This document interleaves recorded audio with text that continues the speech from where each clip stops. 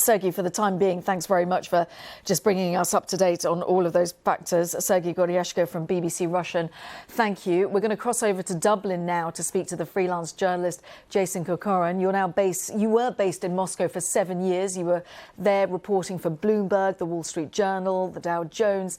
You are now reporting for the Sunday Times and the Irish Independent. And you actually knew Evan, you know him, you know what he's like. I wonder, firstly, you must be very concerned for your colleague.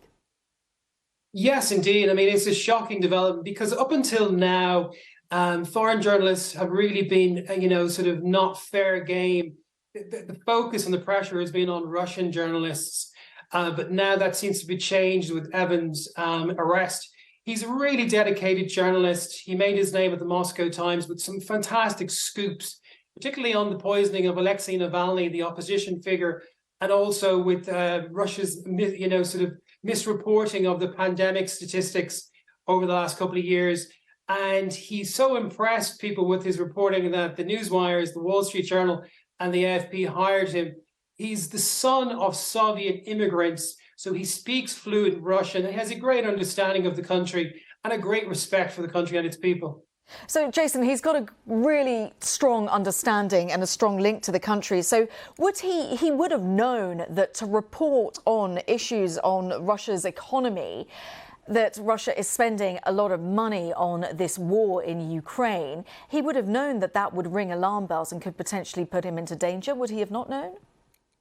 Absolutely. I mean, he's been reporting the last few weeks on Yevgeny Prigozhin, who is the founder of the mercenary army Wagner. He's done some really good reporting, but this is a very sensitive topic. But the Wall Street Journal and the Dow Jones have decided to keep their bureau open in Moscow.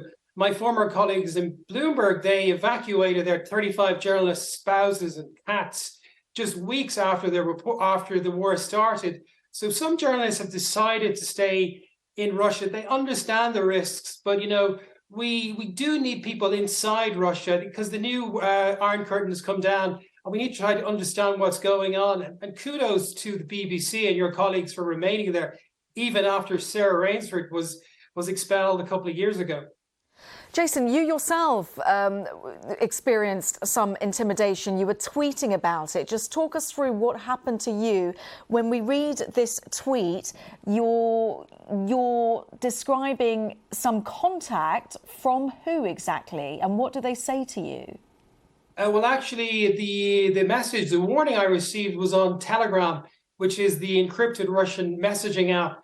And it was in May last year, several months after the war started. And I was warned by this anonymous user that I was having security issues and I'd have to watch out for my personal safety. And I was trying to find out who this person was, and they were using the royal we. And I asked whether it was Nicholas II in jest, and then they went silent. It could have been a crank, or it could have been somebody from within this military industrial complex warning me about my reporting. To this day, I don't know. But as a freelancer, it's not worth me traveling back to Russia. And I haven't been back since then.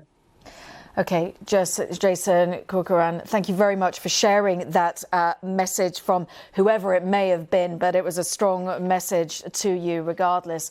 And thank you for just telling us about your colleague, Evan Gershkovich, who has been arrested, who has appeared in court in Moscow. Jason Corcoran.